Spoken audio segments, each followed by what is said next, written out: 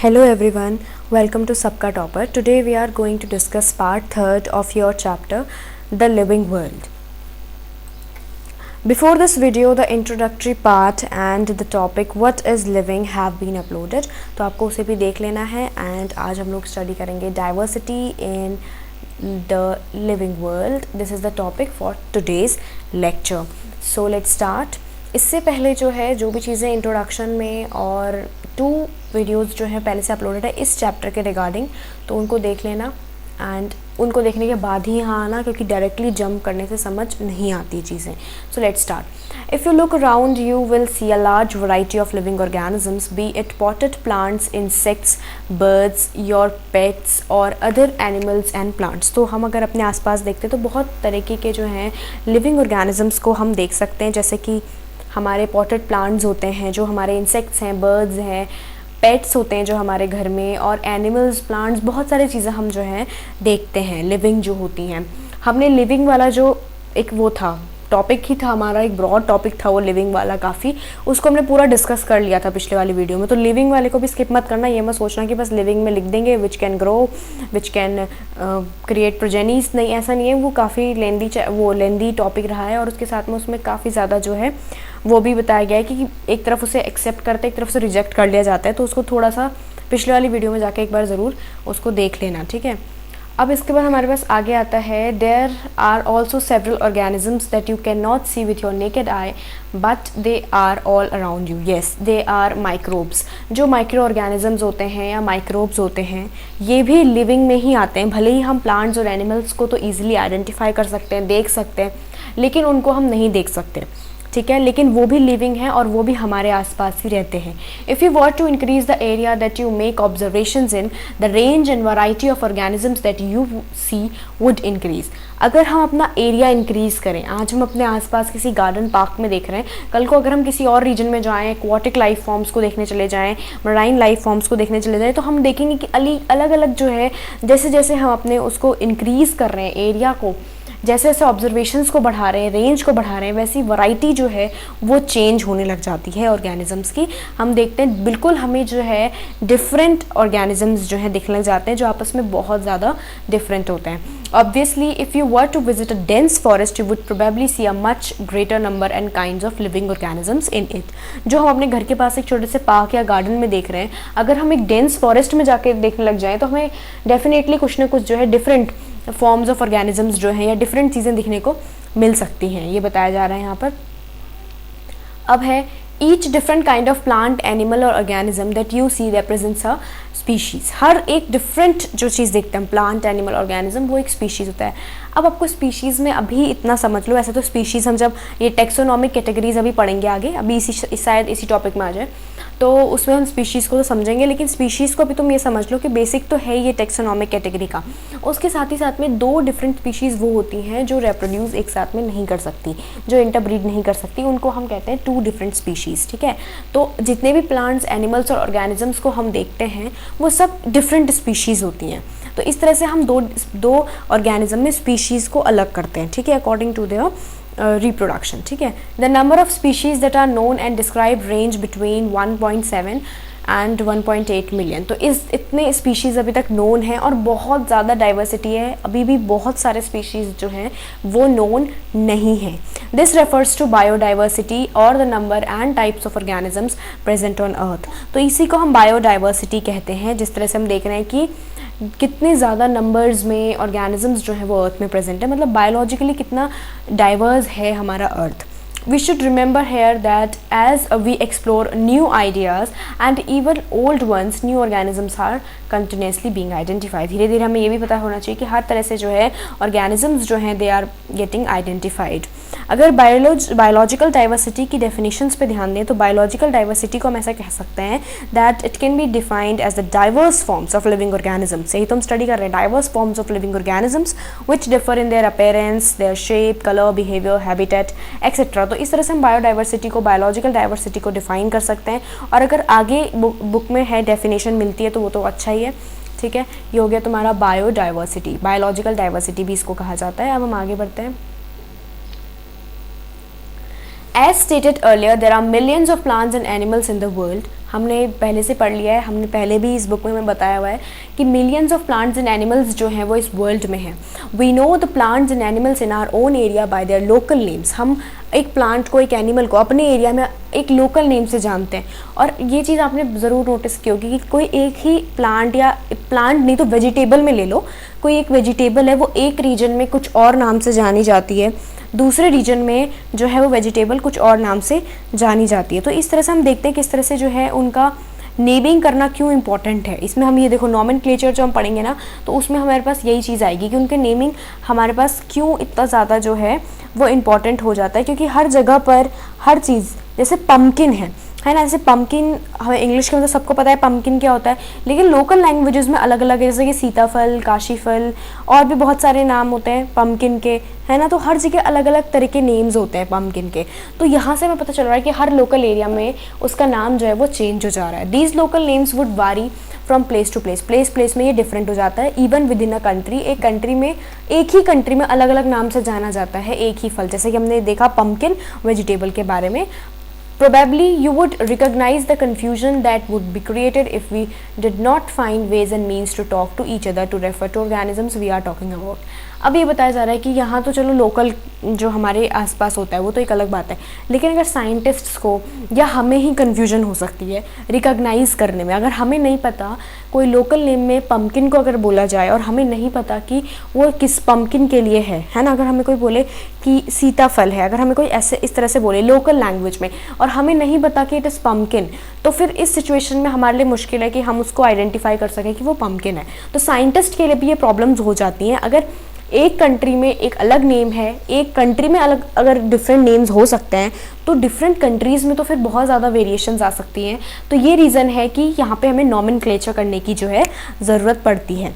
Hence, there is a need to standardize the naming of living organisms such that a particular organism is known by the same name all over the world। इसीलिए हमने क्या करा है, हर एक चीज़ का एक particular name दे दिया है, भले ही हम उस नेम को नहीं जानते। वी आर नॉट अवेयर, हम लोग अभी तक उस नेम से अवेयर नहीं हुए। जब हम अभी पढ़ेंगे ना आगे, तब हमें पता चलेगा कि जिन चीज़ों को हम रेगुलर यूज़ करते हैं, जो भी हम रेगुलर देखते हैं, हमें उनके एक्चुअल नेम नहीं पता। जो साइंटिफिकली प्रूवन जो उनको नेम दिए हुए हैं वो हमें नहीं पता होते, तो वो इसीलिए नेम दे दिए जाते हैं ताकि ऑल ओवर द वर्ल्ड उसका एक नेम हो और ये कन्फ्यूजन ना क्रिएट हो।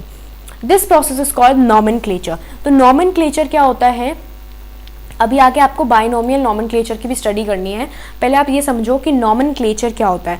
नॉमेनक्लेचर बेसिकली है ना, ये एक पार्ट ऑफ क्लासिफिकेशन ही है जो हम पढ़ रहे हैं, taxonomy.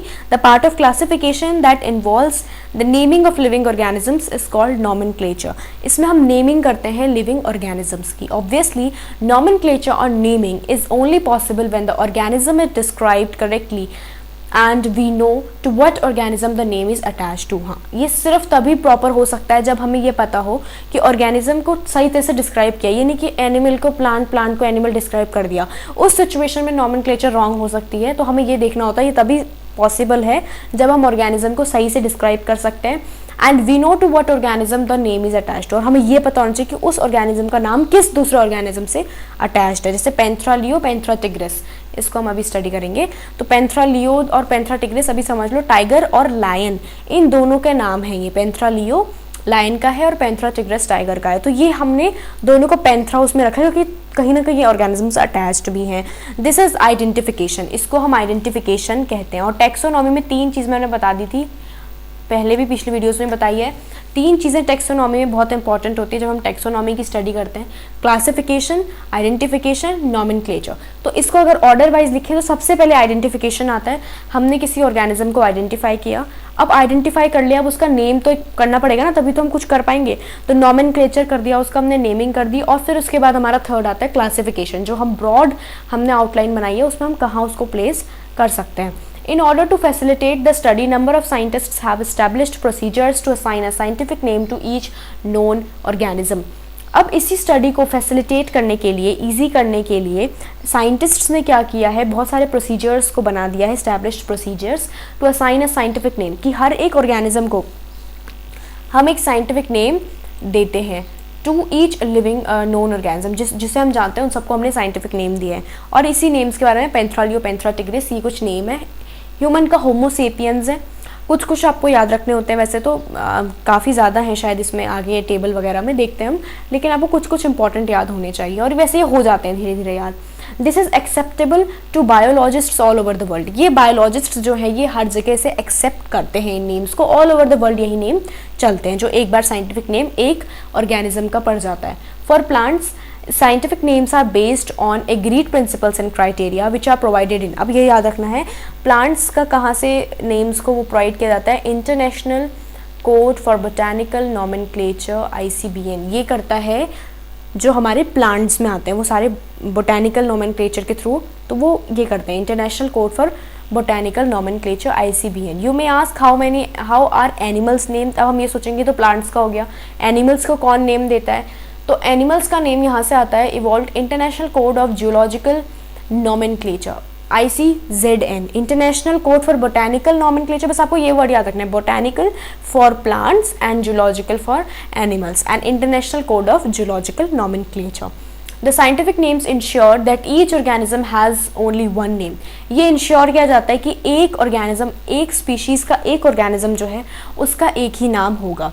Description of any organism should enable the people in any part of the world to arrive at the same name। हर किसी को कोई भी पार्ट ऑफ द वर्ल्ड हो, लेकिन उसका डिस्क्रिप्शन ऐसा होना चाहिए कि हर एक जो ह्यूमन बीइंग है या साइंटिस्ट है, ऑर्गेनिज्म है, वो वहाँ तक अराइव कर सके। डिस्क्रिप्शन ऑफ एनी ऑर्गेनिज्म, किसी भी ऑर्गेनिज्म का डिस्क्रिप्शन ऐसा होना चाहिए कि पीपल जो है किसी भी पार्ट ऑफ द वर्ल्ड में क्यों ना हो, वो उस सेम नेम से उसको जो है नोटिस कर सके। जैसे हमारा पेंथ्रा लियो है बाय द वे, या होमो सेपियंस है, तो हर एक ह्यूमन को ऐसा डिस्क्रिप्शन होमो सेपियंस का दिया जाता है, या हम पढ़ेंगे इसको भी, होमो सेपियंस का होता है कि चाहे आप किसी भी पार्ट ऑफ द वर्ल्ड में चले जाओ, ह्यूमंस को हम होमो सेपियंस से जानते हैं।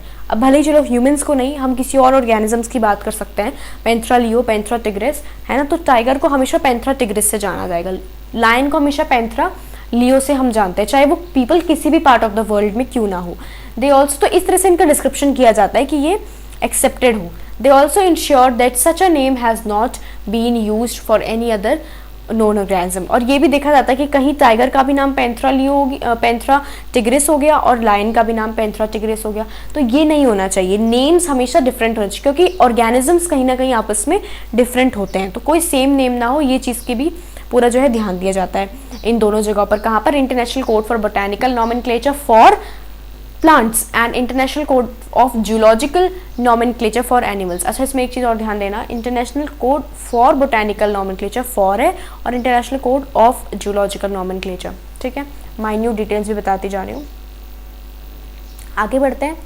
Biologists follow universally accepted principles to provide scientific names to known organisms। अब जो known है, unknown का तो भी हम जब हमें मिलेगा तब हम उसका कुछ ना कुछ स्टडी करेंगे, उसका नेम रखेंगे, लेकिन जब हम known की बात करते हैं तो known की सिचुएशन में हमें ये पता होता है कि उसका नेम बायोलॉजिस्ट ने पूरा एक प्रिंसिपल बनाया है किस तरह से उसका नेम दिया जाएगा, तो वो हम पढ़ेंगे। इसमें बेसिकली होता है कि लैटिन में लिखा जाता है, और लैटिन भाषा में लिखने के साथ ही साथ और भी कुछ जो है ये देखना पड़ता है आपको कि जो ये होता है कि जो फर्स्ट नेम होता है वो जीनस का नेम होता है, हमें पता है, और वो कैपिटलाइज्ड होता है। वैसे ही जो स्पीशीज़ नेम होता है वो लोअर केस में लिखा जाता है, तो ये हम अभी पढ़ेंगे, लैटिन में, लैटिन भाषा होती है उनकी, तो ये सब अभी आ जाएगा आपको शायद आगे। Each name has two component. अच्छा, ये हम आ गए बाइनोमियल नॉमेनक्लेचर। बाइनोमियल का मतलब है टू नेम वाला नॉमेनक्लेचर करना, नाम देना लेकिन दो नेम, जैसे हमारे होते हैं, एक हमारा नेम होता है, एक सरनेम होता है, तो उसी तरह से ऑर्गेनिजम्स का भी दो नेम है, लेकिन उनका नेम और सरनेम नहीं होता। उनका जो फर्स्ट होता है वो उनका जीनस होता है, और सेकेंड जो होता है वो उनका स्पीशीज नेम होता है, ठीक है। तो ये हम अभी देखते हैं। देखो, each name has two component. The generic name, generic मतलब जो उसकी जीन को आइडेंटिफाई, अभी जीन नहीं समझ आ रहा, अभी आगे पढ़ना, अभी टेक्सोनॉमिक कैटेगरीज आएंगी उसमें समझ आ जाएगा। अभी बस इतना समझ लो कि जो नेम है, कोई भी, चलो होमो सेपियंस को ही ले लो, होमो सेपियंस ह्यूमन बींग्स के लिए है, हम लोगों के लिए होमो सेपियंस, तो होमो हमारे जीन्स का नाम है और सेपियंस हमारे स्पीशीज़ का नाम है, उसे स्पेसिफिक एपिथेट भी बोला जाता है, तो यहाँ पे स्पेसिफिक एपिथेट लिखा हुआ है, मतलब स्पीशीज़ का नेम है। This system of providing a name with to component is called binomial nomenclature, तो इसी को हम लोग बाइनोमियल नॉमेनक्लेचर कहते हैं। This naming system given by Carlos Lioness. अच्छा, मेरा क्वेश्चन जो है तुमसे, ये बताओ, जो बच्चे इस वीडियो को जब भी देख रहे हैं, आपको ये कमेंट करना है कि कार्लोस लिनेस को क्या कहा जाता है टेक्सोनॉमी में। मैंने पिछले वाली वीडियो में बताया है, उससे पिछले वाली वीडियो में, सभी वीडियोज़ में बता रही हूँ मैं ये वर्ड। ये इंपॉर्टेंट है एग्जाम पॉइंट ऑफ व्यू, तो एनसीईआरटी में लिख दिया इसलिए भी इंपॉर्टेंट है, और दूसरी बात एग्जाम पॉइंट ऑफ व्यू में भी आता है 1 मार्क में क्वेश्चन। तो आपको ये याद रखना है कारोलिनस लिनेयस कौन थे टेक्सोनॉमी के। मुझे फटाफट ये तुम कमेंट करो, ठीक है, अभी तुरंत डाल दो comment.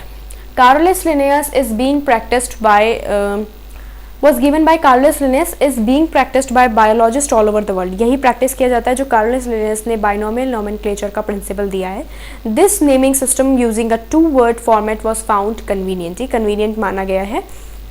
Let us take the example of mango to understand the way of Magnifera indica है मैंगो का। देखो, providing scientific names better। तो हमने होमो सेपियंस से तो समझ ही लिया बहुत कुछ, लेकिन अब मैग्नीफेरा इंडिका से समझ लेते हैं ये मैंगो है। अब यहाँ पे मैग्नीफेरा इंडिका पे इतना बड़ा डिस्क्रिप्शन है, तो यहाँ एक चीज़ तो याद रखनी है कि होमो सेपियंस के जैसे ही तुम मैंगो को भी याद कर लो, मैंगो का नाम होता है मैग्नीफेरा इंडिका। ये किसी और व्यू से तो मैं नहीं बता रही हूँ, बस इसलिए बोल रही हूँ इसे याद रखने, क्योंकि एनसीईआरटी में अगर इसका इतना बड़ा डिस्क्रिप्शन, तो मे बी क्वेश्चंस कभी फ्यूचर में आ जाएं मैग्नीफेरा इंडिका पर 1 मार्क में, ठीक है, कि मैंगो का क्या नाम है। तो वो मत बोलना कि भाई सारे साइंटिफिक नेम कैसे याद होंगे, यहाँ ये इंपॉर्टेंट है Mangifera indica. The scientific name of mango is written as Magnifera indica. Let us see how it is a binomial name. In this name, Magnifera represents the genus, while Indica is a particular species or a specific epithet। ये मैंने बता दिया था, जैसे होमो और sapiens में हमने पढ़ा था, वैसे ही मैग्नीफेरा उसकी जीन को, जीनस को, और इंडिका जो है उसकी स्पीशीज को। Other universal rules of nomenclature are as follows.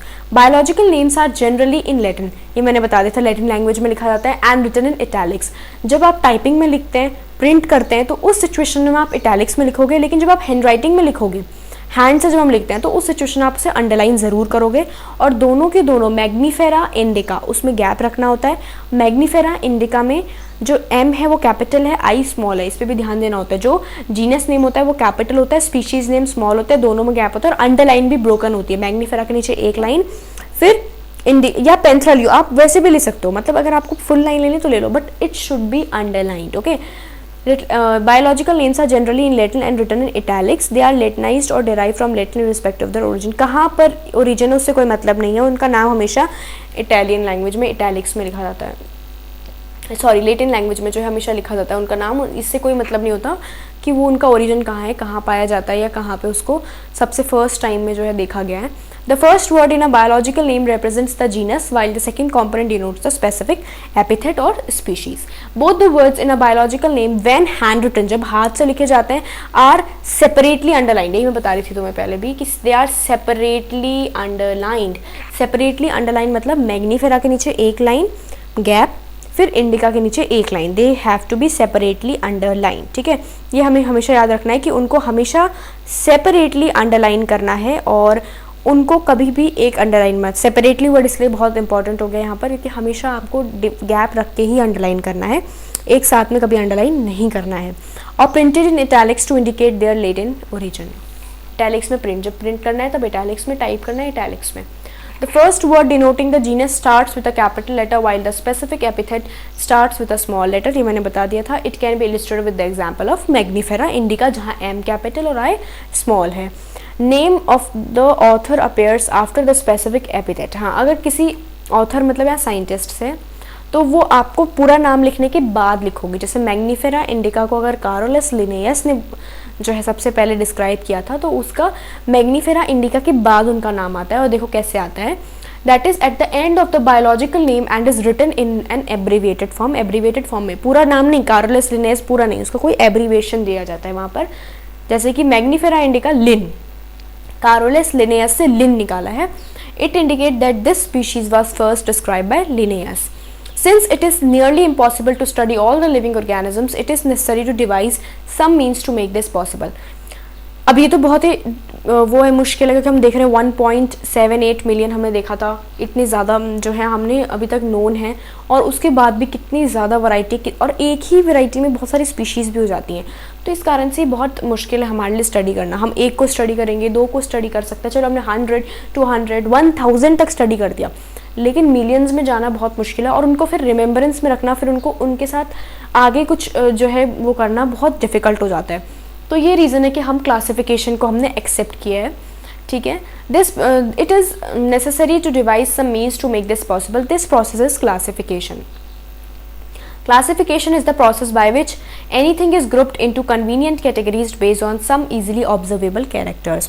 अब classification में क्या होता है कि हम एक कैटेगरी में उन सारे उनको डाल देते हैं, है ना, उन सब ऑर्गेनिजम्स को हम ग्रुपिंग कर देते हैं जिनमें एक तरह के जो कैरेक्टर्स है वो ऑब्जर्व किए जा सकते हैं, है ना. जैसे कि हमारे जैसे ह्यूमंस में एक तरह के कैरेक्टर्स हम ऑब्जर्व कर सकते हैं, उनका फिजिकल अपीयरेंस एक जैसा होता है, इसलिए हम उनको एक कैटेगरी में डालते हैं. तो ये बेसिकली सिमिलैरिटीज़ पे बेस्ड होता है classification. For example we easily recognise groups such as plants और एनिमल्स और डॉग्स, कैट्स और इंसेक्ट्स. हम इनको एक साथ देख सकते हैं, समझ सकते हैं कि ग्रुप ये सारे कैट्स होंगे, ये सारे डॉग्स होंगे, तो इनको हमने एक ही ग्रुप में डाला है. वो ग्रुप है डॉग्स का ग्रुप, वो ग्रुप है कैट्स का ग्रुप. भले उनमें थोड़ा बहुत डिफरेंस हो लेकिन सिमिलैरिटीज़ के अकॉर्डिंगली क्लासिफिकेशन होता है. The moment we use any of these terms, we associate certain characters with the organism in that group. तो हम उन कैरेक्टर्स को हमेशा एसोसिएट कर लेते हैं. अगर हमने डॉग का नाम लिया तो हमारी इमेजिनेशन हो जाती है कि डॉग कैसा होगा.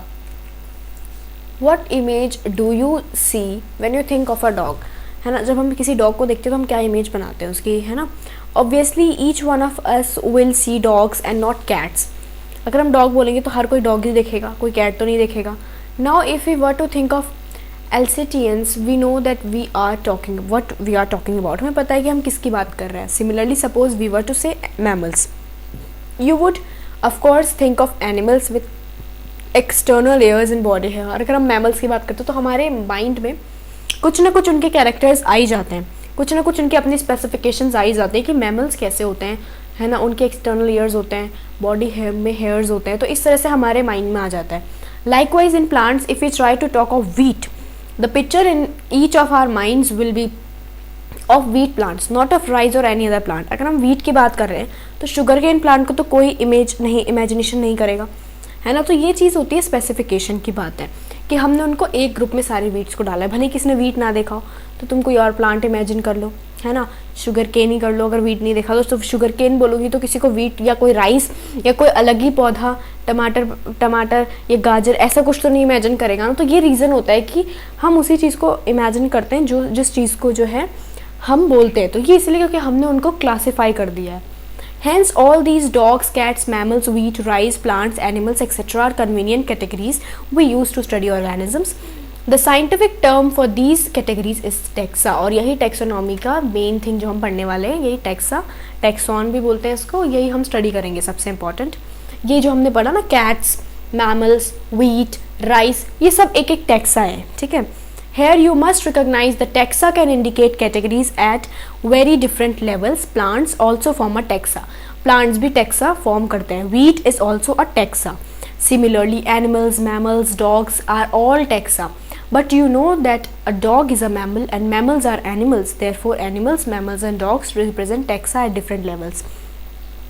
इसमें कंफ्यूज मत होना. अभी हम टेक्सोनॉमी की ये पढ़ेंगे, किंगडम क्लासिफिकेशन नहीं, अभी हम टेक्सोनॉमिक कैटेगरीज पढ़ेंगे तो उसमें समझ जाओगे कि क्या बोल रहे हैं कि मैमल्स भी वही हैं, डॉग्स भी, अलग अलग लेवल है इनका, ठीक है. इनके डिफरेंट लेवल्स हैं, जीनस, स्पीशीज़, बहुत फाइलम, आगे तक है इनके लेवल्स. तो जब हम उनको स्टडी कर लेंगे तो हमें समझ में आ जाएगा कि क्या बोल रहे हैं. हम ये देखेंगे कि डॉग्स अपने में डिफरेंट है पर वो हमसे भी लिंक है, मैमल से भी लिंक है, वो कार्निवोरस से भी लिंक है. तो ये चीज़ हम अभी डिस्कस करेंगे जब हम टेक्सोनॉमी के टेक्सॉन्स को पढ़ेंगे और टेक्सोनॉमिक कैटेगरीज को पढ़ेंगे. Hence, based on characters, all living organisms can be classified into different taxa. और इसी क्लासिफिकेशन को हम कहते हैं टेक्सोनॉमी. टेक्सोनॉमी के 3 पॉइंट्स मैंने बता दिया, identification, classification and nomenclature. Means identification, nomenclature, classification order में को हम कहते हैं taxonomy. External and internal structure along with the structure of cell, development process and ecological information. ये सारी चीज़ें देखने के बाद क्या उसकी डेवलपमेंट प्रोसेस है, क्या उसकी इकोलॉजिकल जो है हमारी इन्फॉर्मेशन है of organisms are essential and form the basis of modern taxonomic studies. आज जो हम taxonomic studies करते हैं उसमें ये चीज़ें बहुत essential हैं. कौन कौन सी चीज़ें एक बार फिर से देख लेते हैं. Cell structure, development process, cell के कैसे डेवलपमेंट हो रहा है और क्या उसके हमारे पास उसकी इकोलॉजिकल इन्फॉर्मेशन है, ये सब इंपॉर्टेंट हो जाता है जब हम इसकी स्टडी करते हैं. Of organisms are essential and form the basis of modern taxonomic studies. Hence Hence characterization, identification, classification and nomenclature are the processes that are basic to taxonomy. ये आपको पता होना चाहिए कि taxonomy में ये सारी process आती हैं, ठीक है. Taxonomy is not something new, ये नई नहीं है. टेक्सोनॉमी का बता दिया मैंने, स्टार्टिंग से डेफिनेशन बता रही हूँ मैं टेक्सोनॉमी की. अब कन्फ्यूजन मत करना कि टेक्सोनॉमी क्या होता है. Human beings have always been interested in knowing more and more about the various kinds of organisms, particularly with reference to their own use. ये टेक्सोनॉमी न्यू नहीं है. ह्यूमन बींग्स बहुत ही एंशिएंट एरा से क्या कर रहे हैं, अलग अलग ऑर्गेनिजम्स को जानने की कोशिश करते हैं, और बेसिकली उन ऑर्गेनिजम्स को ज़्यादा जो उनके अपने यूज़ के हैं. जैसे पहले उनकी फीडिंग हैबिट्स में रहा है ऑर्गेनिजम्स को वो करना, तो वो उनको हमेशा जानने की कोशिश करते हैं जिनको कहीं ना कहीं हेल्प करते हैं. In early days human beings needed to find sources for the basic needs of food. तो उन्होंने फूड, वही मैं कह रही थी फीडिंग हैबिट्स में रहा है, तो वही फूड के लिए अर्ली ह्यूमंस ने करा है, क्लोथिंग के लिए, शेल्टर के लिए, इनके लिए वो ऑर्गेनिजम्स को जानना पसंद करते थे, उनके टेक्सोनॉमी को स्टडी करना, मतलब वही क्लासीफाई करना, उनको आइडेंटिफाई करना, फिर उनका कोई नेम दे देना, यही तो टेक्सोनॉमी है. तो अर्ली ह्यूमन भी तो करते थे, किसी ऑर्गेनिज्म को पहले देखा, फिर उसको मतलब उसका नाम दे दिया कुछ, तो ये कहीं ना कहीं वो भी इस चीज़ को जो है प्रैक्टिस कर रहे थे. Hence the earliest classifications were based on the uses of various organism. तो पहले क्लासिफिकेशन कैसे होता है, on the basis of their use. आज क्लासिफिकेशन इन चीज़ों पे होता है, सेल स्ट्रक्चर पे, डेवलपमेंट प्रोसेस पे, कैसे डेवलप हो रहा है, क्या उसका इकोलॉजिकल इन्फॉर्मेशन है, आज उन चीज़ों पे जो है हम देखते हैं उनका यूज़ होता है. Human beings were since long not only interested in knowing more about different kind of organisms and their diversities but also the relationships among them.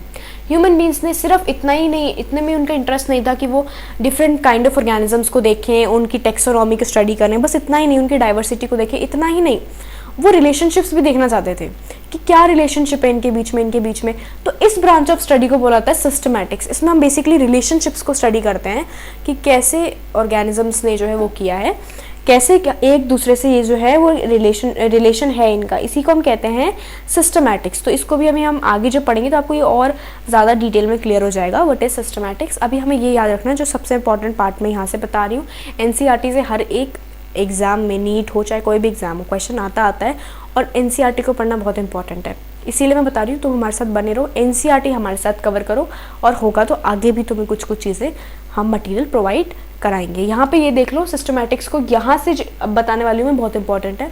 The word systematics is derive from the Latin word systema which means systematic arrangement of organism. ये तो हमें पता है, systematic Systema से निकला है, जो एक लैटिन रूट का वर्ड है, और इसका मतलब होता है सिस्टमैटिक अरेंजमेंट करना ऑर्गेनिजम्स का. Linnaeus used systema naturae as the title of his publication.